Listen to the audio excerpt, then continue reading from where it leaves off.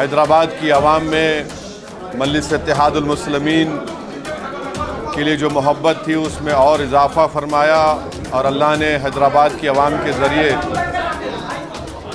मजलिस इत्तेहादुल मुस्लिमीन को हैदराबाद की पार्लियामेंट की सीट से एक तारीख़ी कामयाबी से हमको हमकिनार किया। मैं हैदराबाद की पार्लिमानी हल्के की आवाम का शुक्रगुज़ार हूँ कि उन्होंने यहाँ से अपने इत्तेहाद और अपनी मोहब्बत की बुनियाद पर 5वीं मरतबा यहाँ से मजलिस के उम्मीदवार को कामयाब किया।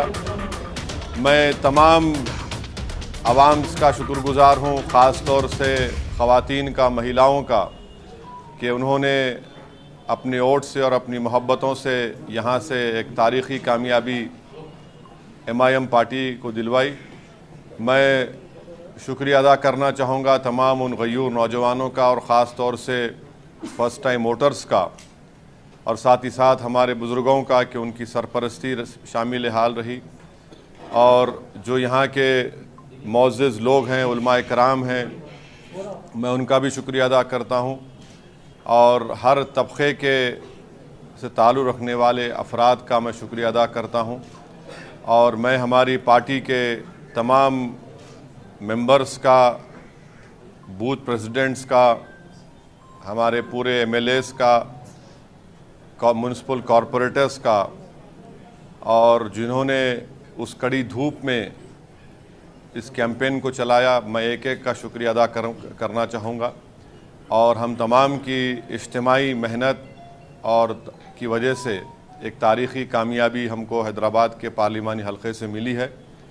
तो मैं इंशाअल्लाह कोशिश करूँगा, जस्तजू करूँगा कि जो भरोसा मुझ पर आपने क़ायम किया है, पहले से ज़्यादा हम लोग मेहनत करेंगे हैदराबाद की पार्लियामेंट के यहाँ पर डेवलपमेंट करवाने के लिए।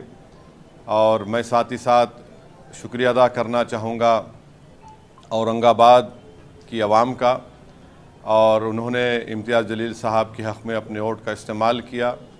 अभी वहाँ पर काउंटिंग चल रही है, मगर जो भी अल्लाह का फ़ैसला होगा वो आवाम का फ़ैसला है, हम उसको कबूल करते हैं और मुझे उम्मीद है कि इंशाअल्लाह ताला ना इम्तियाज़ जलील साहब, ना वहाँ के मजलिस के तमाम हमारे एक्स कॉरपोरेटर्स, वहाँ के ज़िम्मेदारान, उनके हौसले बुलंद रहेंगे।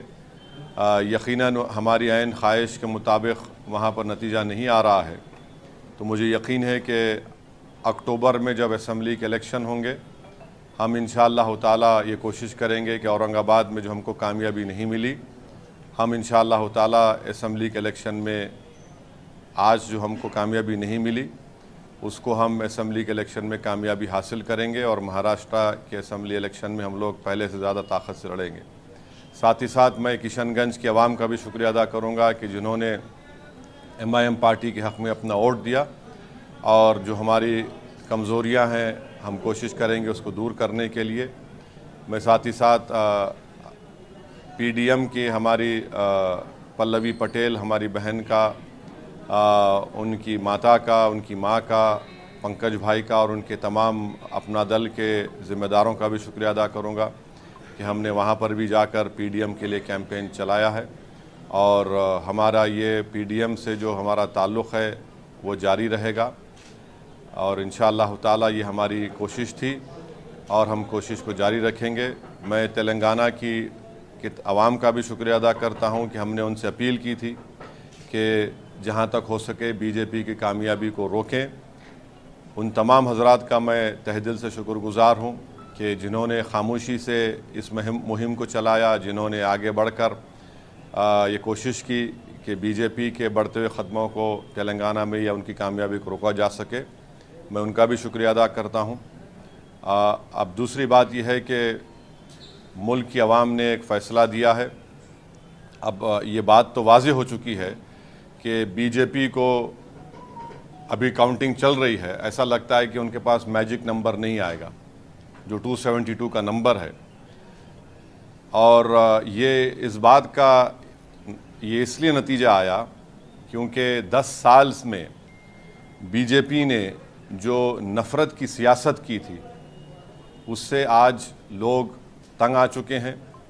बीजेपी ने जो बड़े बड़े ख्वाब दिखाए थे और वो तमाम के तमाम वो ख्वाब झूठे थे, तो नौजवान इस बात को महसूस कर लिया कि बीजेपी बेरोज़गारी उनका मुक़द्दर बना चुकी है।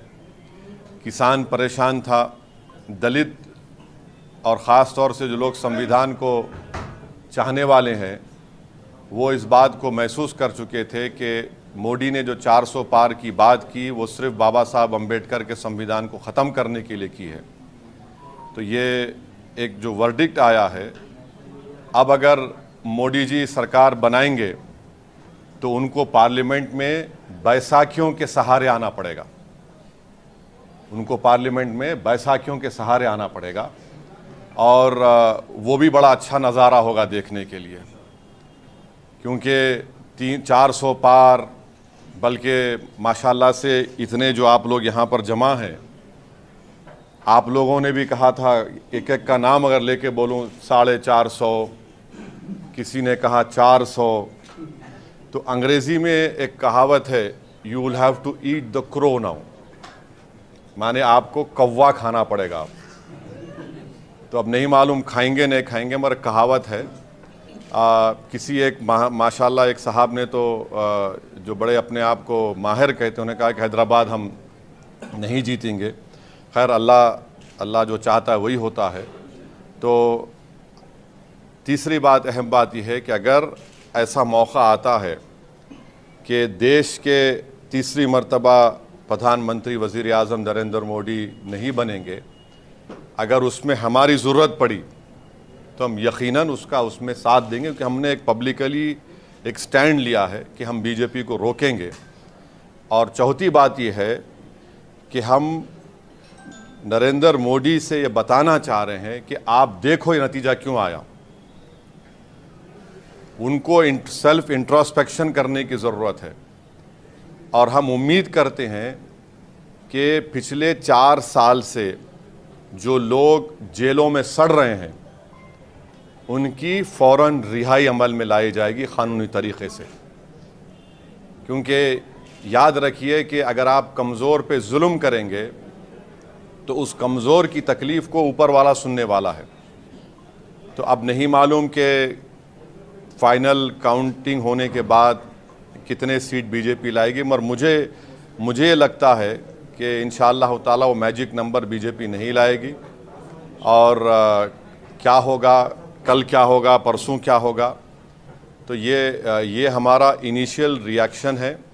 मैं आपके ज़रिए से रेवंत रेड्डी को मुबारकबाद देता हूँ कि उनकी पार्टी 8 लोकसभा सीट पर कामयाबी हासिल की और महबूब नगर में भी हमने भी कोशिश की, कुछ 3000 वोट चिल्लर वोट से उनको कामयाबी नहीं मिली। सिकंदराबाद में मेजॉरिटी कम हुई है और अफसोस की बात यह है कि बहुत से मुकामात पर पार्लियामेंट कॉन्स्टिट्यूंसी में खोल दो प्रमोद है तो बहुत से मुकामात पर हम ये देखे हैं कि टीआरएस के लोग ओपनली बीजेपी को सपोर्ट कर रहे थे। ये भी आवाम के सामने आ गया। ये क्यों किए मेरे को नहीं मालूम। ये एज अ पॉलिटिकल स्ट्रेटजी उनकी बहुत गलत स्ट्रेटजी थी। अब इसका क्या खमियाजा उनको अदा करना पड़ेगा वो जानते हैं, मगर ये बात फैक्ट है।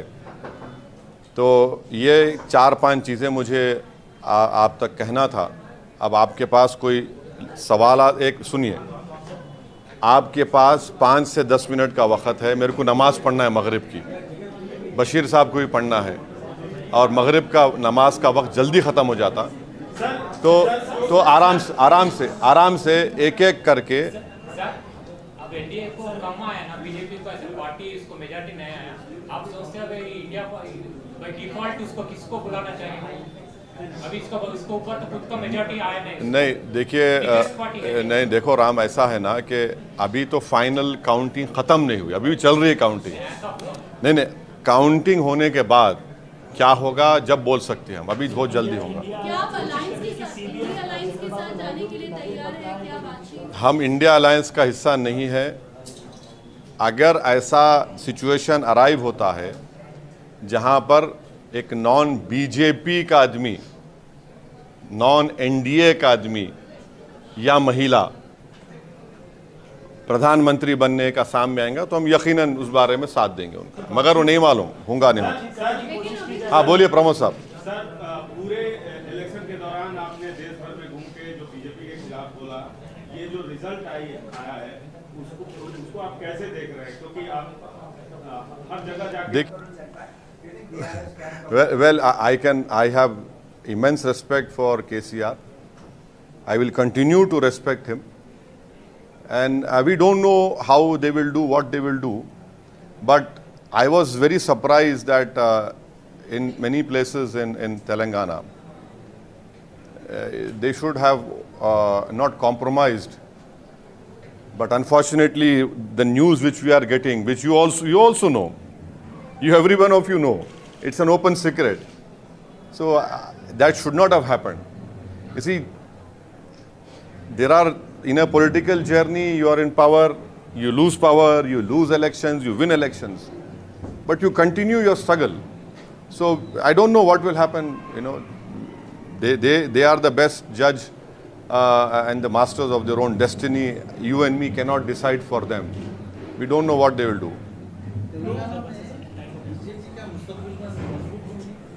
नहीं, 8 सीट तो जीते बशीर साहब, तो यकीनन 8 सीट हमारे लिए एक लम्हे फ़िक्र है। और आपको याद होगा, मैं अपनी तकरीर में, जो खिलवत में तकरीर हुई थी, मैं ये सब सीटों के नामा बोला था।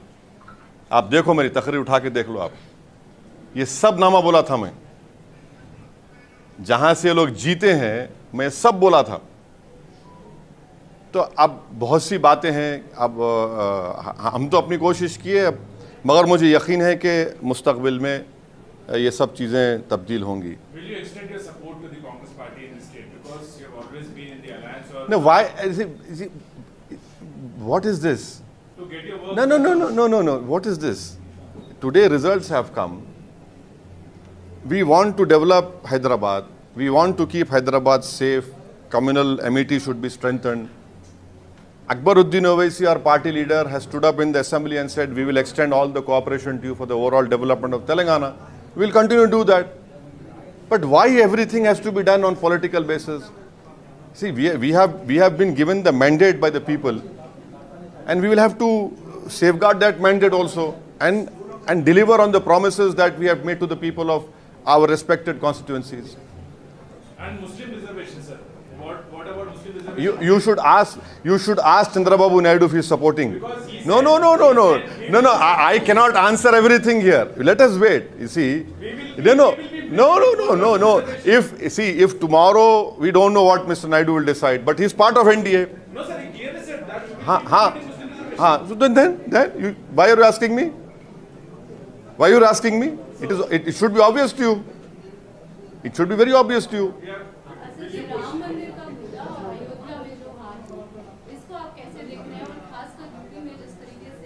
ऐसा है मैडम, आप एक कैसेट को हमेशा नहीं चला सकते।